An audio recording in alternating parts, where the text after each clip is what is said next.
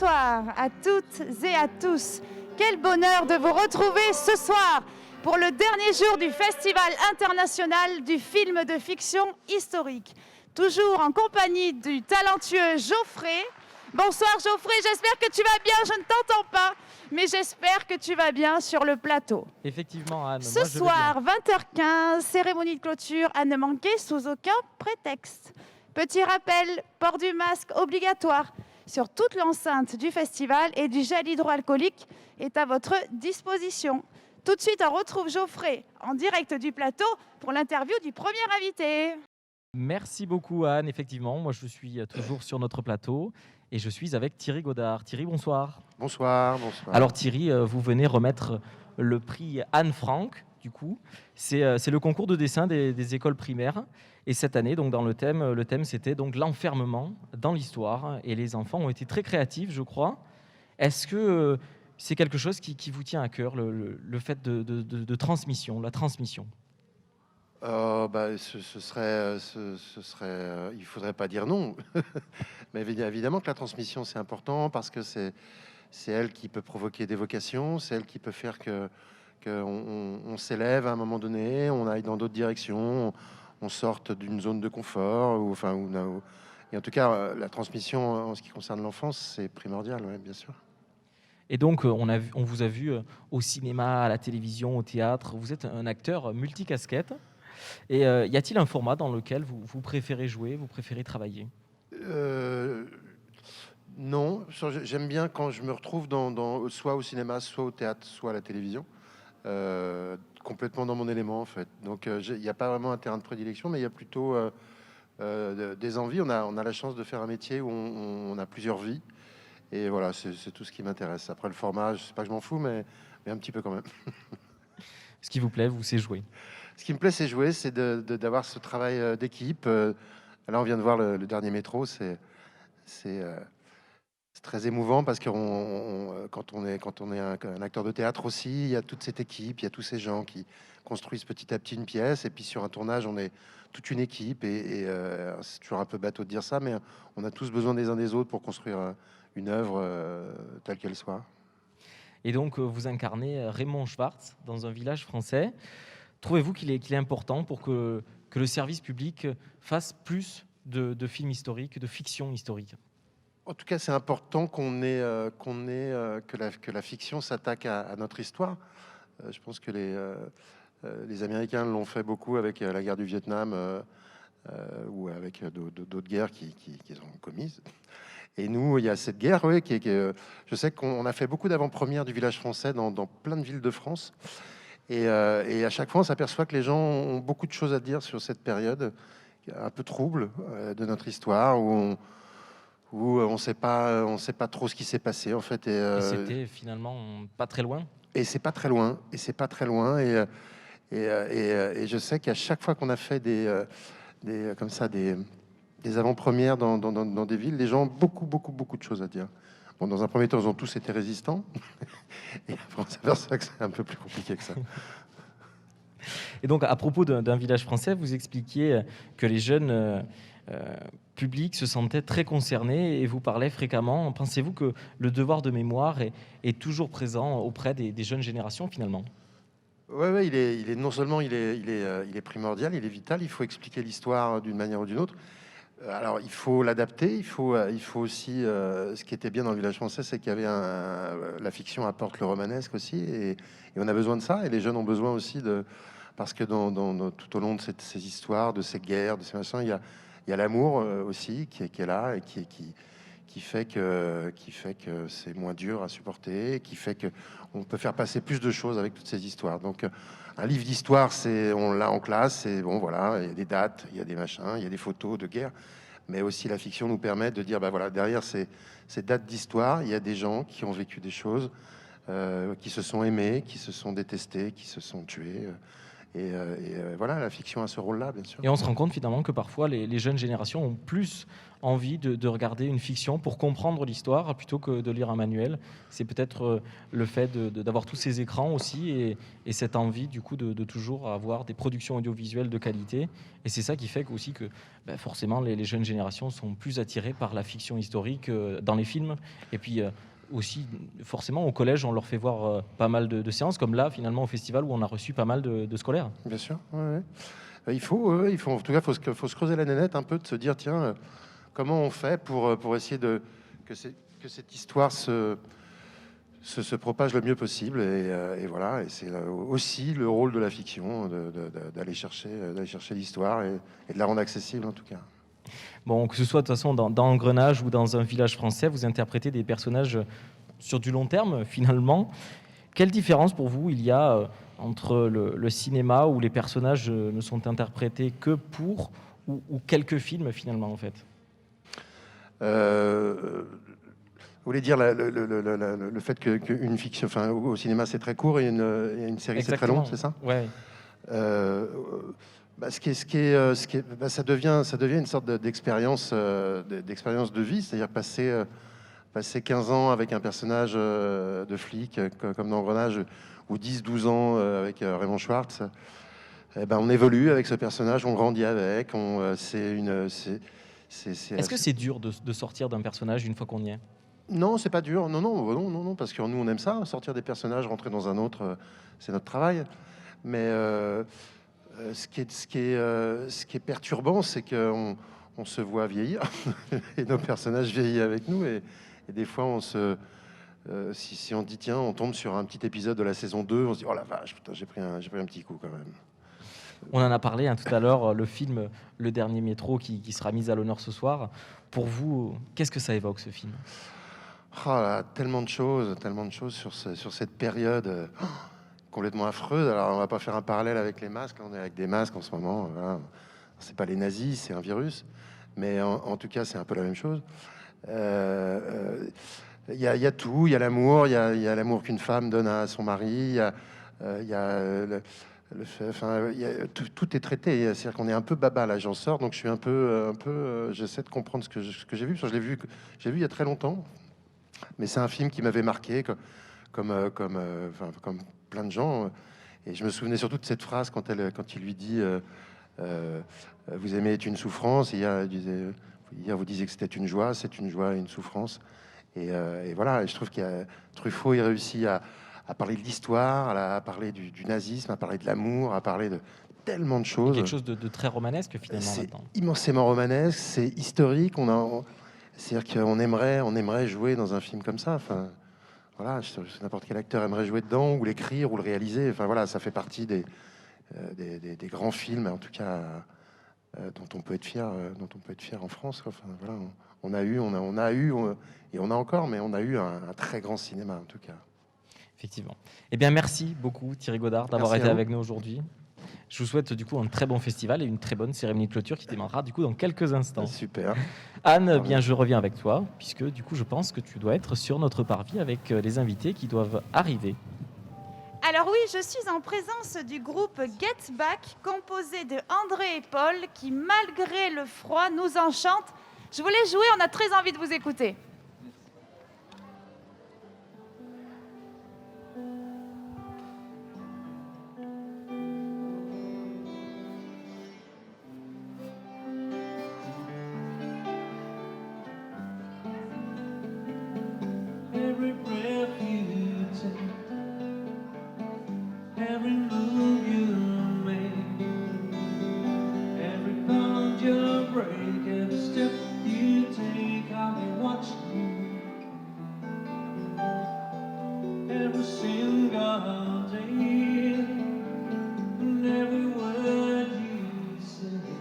Tout de suite, place au récap des meilleurs moments de la journée d'hier, suivi de la chronique de Bruno Kras.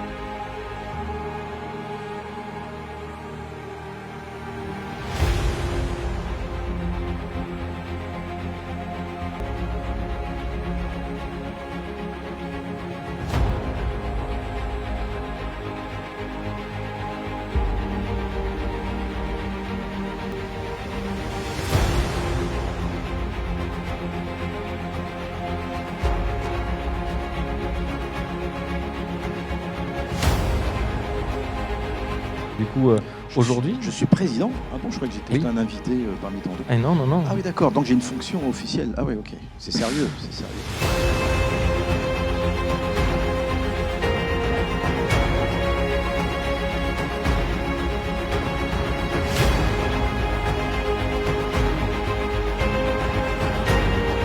Obligé de vous demander, on est au film historique. Est-ce qu'il y a un film historique qui vous a marqué en particulier? Mais moi, je viens d'arriver, donc. Non, mais dans votre, Ah, dans ma vie en dans votre général. vie en Ah, général. Si, pardon, excusez-moi. Bah, c'est tous les films avec Jean Marais.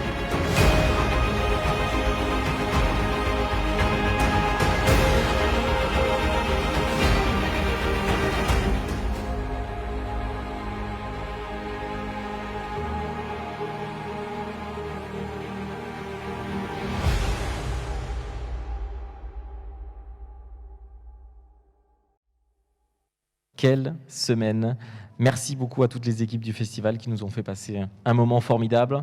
Et je suis donc avec le directeur du festival, Enzo Lefebvre. Enzo, bonsoir. Bonsoir Geoffrey.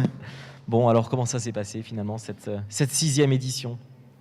C'est une 6e édition intense, très intense, puisqu'on a, je vais peut-être pas refaire toute l'édition, et je pense que toutes celles et ceux qui ont suivi le plateau en direct, en différé, en salle, ont pu suivre aussi l'édition, y compris à distance, en tout cas sans voir les films, mais ce qu'on a pu faire. Mais bien évidemment, c'est une édition particulière dans un contexte qu'on connaît toutes et tous, qui est celui de la crise sanitaire, mais aussi de la crise économique, de la crise sociale. Ça nous a forcé à réfléchir beaucoup à comment nous pouvons maintenir le festival avec Étienne, avec Robin, avec l'ensemble de l'équipe du FIF.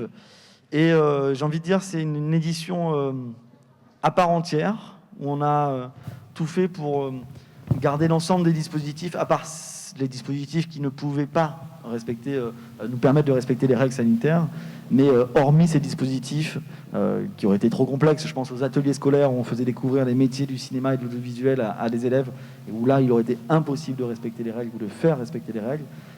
On a essayé de maintenir tout ce qu'on pouvait maintenir, et je vous cache pas que c'est une édition sous pression. C'est une pression différente. Il y a toujours une pression, bien évidemment, à faire en sorte que l'événement se passe au mieux possible, tant pour les équipes du festival, tant pour les invités, tant pour le public, tant pour nos partenaires. Cette pression-là, elle est là, naturellement, puisqu'on a envie que ça se passe bien pour tout le monde. Et puis ça ajoute une pression, une responsabilité, plus qu'une pression, mais une responsabilité qui crée, en tout cas, une certaine pression sur nos épaules, qui est celle, bien évidemment, du respect strict des règles sanitaires. Je suis assez heureux sur ce sujet, parce que le protocole sanitaire qu'on a imaginé, qui a été validé vendredi dernier, on a reçu un appel de la ville de Plaisance, comme quoi le cabinet de la préfecture avait validé auprès du maire de Plaisance, monsieur Philippe Guyot, le protocole sanitaire du festival. Ce protocole sanitaire, il a été respecté, il a été utile, il a été efficace, et tant le public, tant les invités, tant les équipes de films, bref, tout le monde a respecté ces règles. Mais au-delà du simple respect des règles, j'ai l'impression de parler que de ça depuis le début de la semaine. Je crois qu'on a tous vécu d'une façon ou d'une autre ce festival de manière pleine. On a pu, pour celles et ceux qui peuvent voir les séances durant le festival, voir les quelques œuvres, les quelques longs métrages, les courts métrages qui ont été sélectionnés par Robin. Enfin bref, l'ensemble de cette programmation et ce qu'elle offre en termes d'émotion, ce qu'elle offre en termes d'information, ce qu'elle offre en termes de performance artistique, on a tous pu la vivre, et ça, c'était l'essentiel. Moi, c'est vrai que je suis assez heureux. Je fais des réponses très longues, comme tu le vois, Geoffrey, mais je suis assez heureux de mercredi soir, quand on a fait l'apéritif dînatoire, dans un protocole assez strict. J'insiste dessus parce que c'était pas un apéritif dînatoire comme d'habitude, où là, cette fois-ci, chacun était assis à table, avec une distanciation des tables, avec un service à table. Bref, très différent, bien évidemment, de ce qu'on pouvait faire d'habitude. Mais je me disais, ça fait du bien de vivre ces moments-là. Honnêtement, ça faisait du bien de se retrouver, finalement. Ouais, c'est ça. Et j'espère que c'était le cas pour le public. Je pense qu'il y a parmi nous et parmi le public des personnes pour qui ça faisait vraiment des mois et des mois qu'on n'avait pas vécu quelque chose de collectif. Et là, de collectif, de sécurisant et de sécurisé, tout était rassemblé. C'est vrai que c'était extrêmement satisfaisant. Donc, pour répondre un peu plus rapidement à la question, en tout cas pour en résumer, c'est une édition avec une pression forte, mais aussi avec une vraie satisfaction où on se considère chanceux. Je le disais mercredi soir quand on a ouvert le festival, on a une pensée, j'ai vraiment une pensée pour tous les acteurs culturels, événementiels, pour tous les autres amis des festivals qui n'ont pas pu avoir lieu. On a une vraie pensée solidaire pour eux. On sait qu'on est chanceux d'une certaine façon, parce que peut-être que dans 2 semaines, ça n'aurait pas été faisable, peut-être que dans 3 ou 1 mois, je ne sais pas, mais vous voyez, tu vois ce que je veux dire par là. Donc voilà, une édition satisfaisante, réellement satisfaisante, tant artistiquement, tant au niveau des invités qu'au niveau de l'équipe du festival qui fait un travail incroyable, et avec cette pression, bien évidemment, mais le respect est là, et jusqu'à ce qu'on ferme les portes de cette édition, bien évidemment, les règles seront totalement respectées. Effectivement, puis ça fait plaisir de revenir dans ces salles obscures avec finalement une fréquentation qui est en hausse, hein, puisque le parvis est plein. Sur et l'édition, encore. alors il est plein, oui, avec le restaurant, avec la distance, j'insiste là-dessus, mais oui, on a effectivement des files d'attente qui sont assez importantes pour les salles. On a des salles qui sont pleines par rapport à la jauge, aux nouvelles jauges, avec les jauges qui ont été renouvelées. On a fait un travail avec l'équipe du cinéma de Plaisance du Touche, avec Cinéart Plaisance, qui nous permet de doubler nos salles, voire de les tripler quand il y en a besoin. Et donc là, sur ça, effectivement, c'est aussi génial de pouvoir en fait accueillir autant de public, moins de 500 personnes par séance, donc il n'y a jamais plus de 500 personnes au même endroit et au même moment, en tout cas à Monestier, il n'y a jamais plus de 500 personnes à la même heure, au même moment, mais en tout cas, on peut recevoir la même jauge que ce qu'on avait auparavant, puisqu'on a doublé nos salles, et donc en coupant les jauges en 2, ça fonctionne. Et qu'est-ce que ça représente d'organiser un festival, ce festival finalement, et de le produire ? Ça représente beaucoup de travail. C'est avant tout le travail de toutes les équipes du festival. C'est-à-dire que ça représente surtout pas une aventure individuelle. La réalité, elle est là, ni une aventure de quelques-uns, d'Étienne, de moi, ou des quelques personnes qui travaillent vraiment à l'année, on va dire, sur l'événement. Même si, oui, c'est notre cas. Bien évidemment, on prépare pendant des mois et des mois, 9 mois et demi environ de préparation pour une édition. Même si c'est le cas, en parallèle de ça, comment dire ça, sans l'investissement de toutes celles et ceux qui, d'une façon ou d'une autre, que ça soit 1 heure, 1 semaine, la semaine du festival, 2 semaines, que ça soit de façon professionnelle, de façon bénévole, les partenaires en termes d'investissement financier, bref, d'une façon ou d'une autre, quel que soit l'investissement qui est fait, le temps qui est donné au festival, c'est ça que ça représente le festival. C'est une aventure humaine, collective, et c'est aussi pour ça qu'on le fait. Je crois avec Étienne, moi je suis arrivé sur le festival en 2017, je suis arrivé dans un festival qui, certes, l'équipe était petite. Certes, le budget du festival était petit, c'est le moins qu'on puisse dire, il était même extrêmement restreint. Certes, les salles n'étaient pas forcément pleines tous les soirs, sur toutes les séances, mais en parallèle de ça, il y avait déjà cette envie de faire un festival à taille humaine, avec des valeurs fortes de transmission, de passion, et qui plus est, qui ne soit pas une aventure de quelques-uns avec une équipe à côté. C'est quelque chose qu'on veut vivre ensemble et où chacune et chacun peut tirer un profit, j'utilise beaucoup le mot humain, mais je pense que c'est ça le meilleur terme, non pas un profit financier, non pas un profit professionnel, mais quelque chose de plus fort, ou en tout cas de plus noble que ça, et donc en soi un profit humain. C'est aussi l'organisation à l'année. Moi, je suis arrivé en 2017, comme je le disais, à la fois en tant que directeur, à la fois en tant que producteur exécutif du festival. Donc, c'est forcément un travail complet qui touche de l'artistique, aux invitations, aux relations avec nos partenaires, aux relations avec les distributeurs ou avec... Bref, tout ce qu'on peut imaginer. Et des fois, c'est difficile d'imaginer tout ce qu'il y a derrière, mais un travail assez complet sur cette mission, qui est un peu une double mission depuis le 2017. Et c'est un peu aussi une édition spéciale pour moi, mais pour nous tous en soi, mais aussi pour ce festival. Les objectifs qu'on avait en 2017 avec Étienne, je crois qu'ils étaient un petit peu élevés. Et on a quand même finalement réussi à les atteindre dès la 5e édition, assez vite. C'est-à-dire comment on fait un festival avec une vraie vie de festival, comment on fait un festival qui est fluide pour tout le monde. Alors bien évidemment, c'est de l'événementiel, c'est... je m'amuse souvent à dire je ne fabrique pas des pots de yaourt, on ne fait pas de l'industriel, donc il y a des erreurs humaines, il y a des couacs, il y a des choses qui font que ça freine. Je ne rentre pas dans les coulisses de cette émission ce soir, mais bien évidemment il y a des changements de planning, etc. Mais ça va, je crois que ça va ça va de pair avec le fait quand même de faire un festival de cinéma, en tout cas de faire un festival tout court.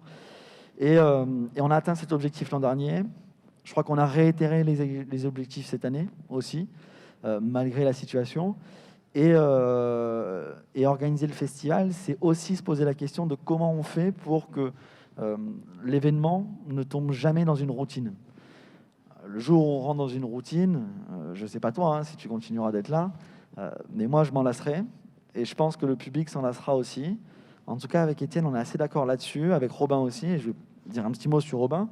Et donc, j'ai fait un choix, bien évidemment réfléchi, de comment on peut continuer d'apporter de nous-mêmes dans l'événement, comment on peut solidifier son organisation, pérenniser le festival.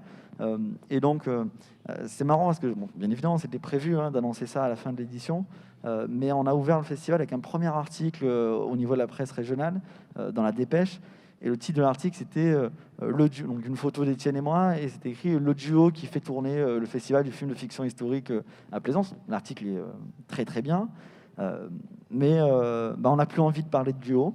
On a décidé de parler d'un trio avec une organisation un peu différente, où Robin, qui est directeur adjoint du festival, qui est mon ami de longue date, celui avec qui je partage tout ou presque que tout, qui a une implication folle, qui tient cette édition sur tout le travail qu'il mène, bien évidemment, où Robin va prendre pleinement cette place de directeur pour pouvoir aussi, je crois, s'investir encore davantage dans un rôle artistique sur le festival, dans l'imaginaire qu'on peut avoir des prochaines années sur le FIF, et où moi, avec mes deux casquettes, à la fois de producteur et à la fois de directeur, je vais pouvoir me concentrer aussi sur cette casquette de production. Je disais à Étienne, en soi, si on devait résumer comment on peut présenter ça, on s'est posé la question, et je lui disais, si présider le festival, c'est en dessiner les grandes lignes, si le diriger, c'est en assurer la réussite, et si le produire, c'est en assurer l'existence, je crois qu'à trois, on devrait réussir à faire encore quelques décennies sur ce festival. Voilà. Bon, le duo, du coup, passe au trio. C'est l'information qu'il faut retenir ce soir. Alors. Ouais, c'est un peu l'info du soir et de l'édition, mais je suis assez content. Moi, je suis extrêmement serein sur cette organisation future, sur le festival, qui clarifie les rôles, qui, j'en suis certain, va amener des... Je suis assez certain que ça va amener des nouvelles idées, des nouveaux concepts, qu'on va emmener le festival de plus en plus loin, non pas dans une histoire de quantité. Je le disais à la fin de l'édition dernière, l'objectif, c'était pas de faire 20 000 entrées. On n'a jamais construit ce festival dans cette idée-là, et on ne le fera pas de cette façon-là. C'est pas du tout notre idée. Mais c'est comment on fait toujours quelque chose de plus intéressant, de mieux organisé, de plus qualitatif en soi, même si ce mot, on l'emploie à tort à travers. Mais voilà, comment on monte toujours en qualité et comment on se renouvelle tout en gardant l'âme du festival, tout en gardant l'idée même de ce pourquoi on le fait, c'est-à-dire partager, transmettre, produire des rencontres, etc. etc. Ce festival, finalement, c'est une édition conviviale. Chaque année, c'est un plaisir de revenir. Et les gens sont contents. Et on le voit, hein, on voit des nouveaux visages, mais on voit beaucoup de gens qui reviennent et qui nous disent voilà, l'année dernière, on a rencontré des acteurs, on a pu les approcher. C'est convivial, finalement. Alors, cette année, c'est un peu différent sur ça. Ça, c'est une des frustrations, parce qu'il y a des frustrations. Je pense que la frustration principale pour moi, en tout cas pour nous-mêmes, c'est cette convivialité, cette accessibilité permanente qu'il y a normalement. Avec de la distance. Qui, effectivement, avec la distance, avec le ci, avec le ça, fait que c'est pas pareil. Il faut être honnête, ça n'a pas été pareil là-dessus. Mais on voit bien que c'est pas un manque de volonté de notre part ou des invités, c'est simplement un contexte qui ne le permet pas. Mais ouais, le public il est fidèle, on est extrêmement reconnaissant de ça. Bon, vraiment, c'est un plaisir de voir.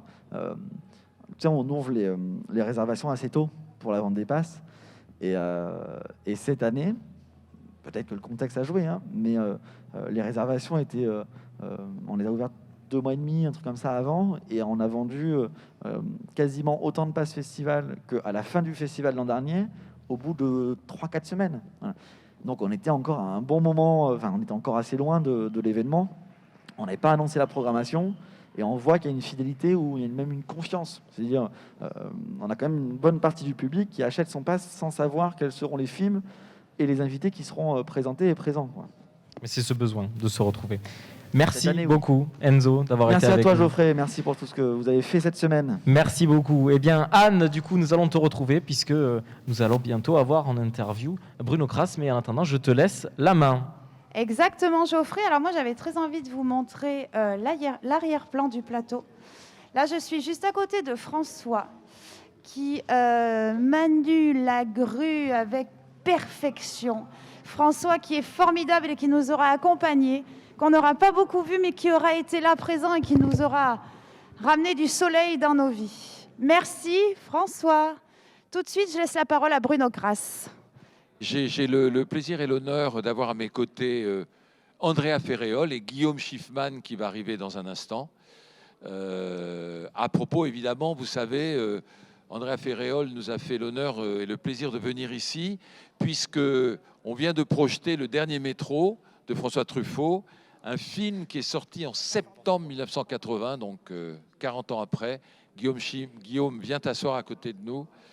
Guillaume Schiffman, fils de Suzanne Schiffman, qui a été la grande et importante co-scénariste de ce film, du Dernier Métro. Donc voilà, ils sont tous les deux à côté de moi. Alors comme on sort tout chaud de cette projection, de ce film d'ailleurs qui a été restauré en 2014 par Guillaume Schiffman, Andrea, honneur aux dames, qu'est-ce que vous avez ressenti pendant cette projection de 2 heures les souvenirs ont afflué, vous avez été ému, qu'est-ce que vous avez ressenti comme ça à chaud? Oui, bonsoir. Il y avait plein de scènes dont je ne me souvenais pas. Et donc, oui, c'est vrai, parce que je n'avais pas vu le film depuis pas mal de temps. Et tout d'un coup, j'étais émue et étonnée. Ah bon, il y avait cette scène. Ah bon, il y avait ça. Et donc, ça m'a beaucoup touchée de revoir ce film. Ça m'a fait énormément plaisir parce que c'est un très beau souvenir dans ma carrière. C'est un beau souvenir de tournage, c'est un beau souvenir de rencontre. Et j'ai toujours gardé une amitié avec Sabine Audepin, que je ne connaissais pas. J'ai rencontré là Gérard, que j'ai revu plusieurs fois après, et pas Catherine, malheureusement.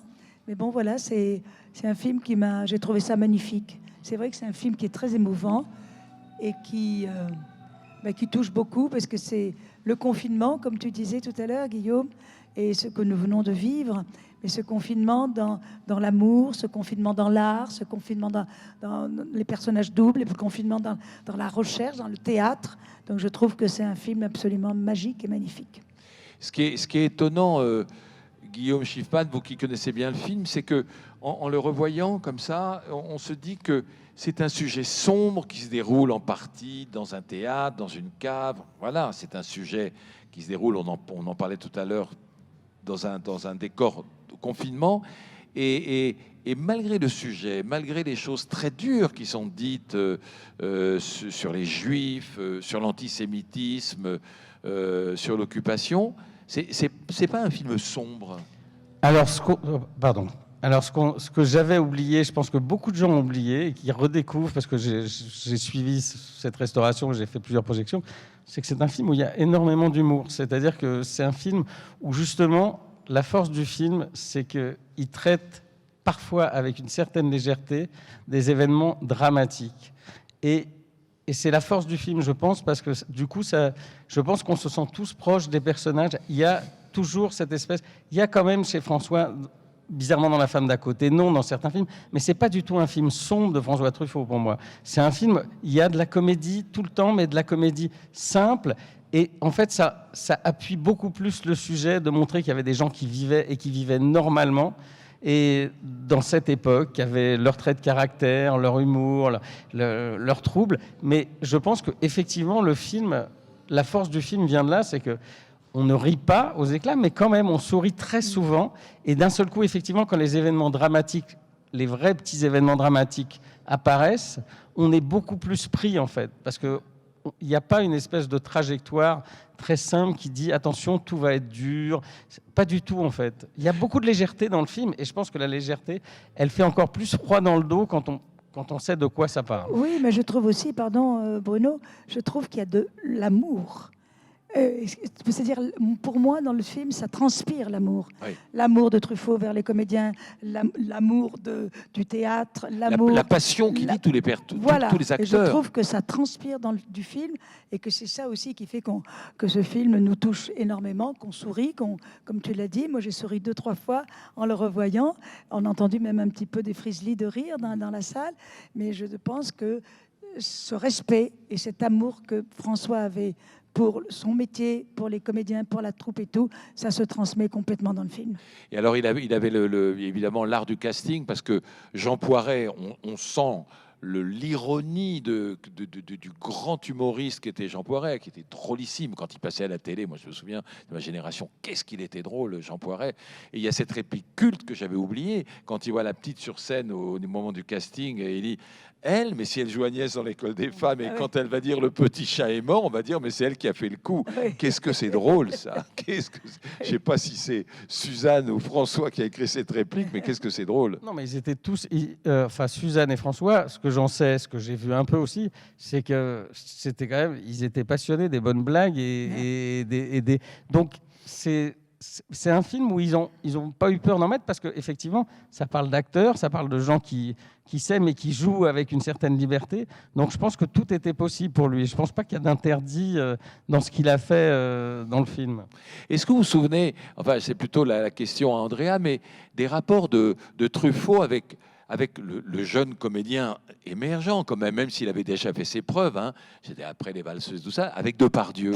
Comment ça se passait? Ça se passait, apparemment, pour moi, ça se passait très bien. Ouais, ça se passait très bien. Je n'ai jamais vu d'accrochage, j'ai jamais vu...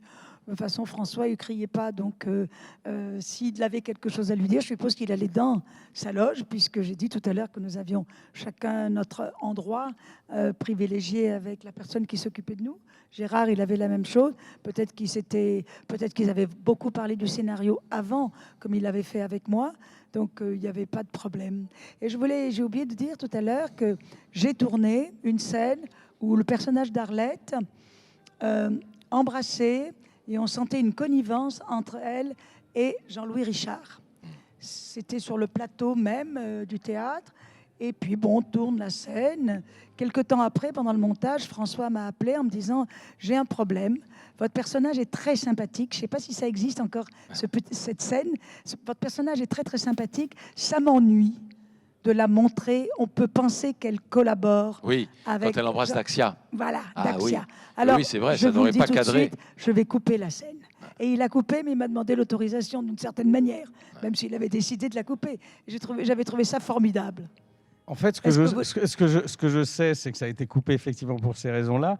Mais ce qui est formidable, c'est que la direction, la façon dont tu joues et la direction qu'il a donnée au personnage avant, qui est cette dualité qu'on ne connaît pas, effectivement, on pense que la dualité, on a ce petit doute sur le fait qu'elle collabore. On comprend juste que non, elle est dans une relation amoureuse, homosexuelle. Voilà. Et c'est ça qui est très fort. C'est-à-dire qu'en fait, il s'est dit, mais c'est une chose en trop, quoi. Oui, on n'a pas besoin de ça. Et puis c'est vrai que le personnage est fortement sympathique. Voilà. Donc, En tout cas, merci à tous les deux. Merci Guillaume Schiffman, merci Andrea Ferréol. Merci à vous. Et bonne route pour la suite de votre carrière tous les deux. Merci. À vous. Merci beaucoup. Merci beaucoup. Merci beaucoup, Bruno. Effectivement, c'est la fin. C'est le moment de refermer cette émission. On va se retrouver du coup dans quelques instants maintenant à côté, à la cérémonie de clôture. Exactement. Du coup, vous devez être déjà en train de nous regarder puisque vous êtes juste en salle à côté de nous. On vous souhaite une très bonne cérémonie. On reviendra juste après pour faire le point de la soirée. Voilà, exactement, un petit débriefing Exactement. ensemble. Voilà, on vous souhaite une très belle cérémonie. On vous dit à tout à l'heure. Et puis, vive le cinéma. Et bon courage, du coup, à tous nos lauréats. À tout à l'heure.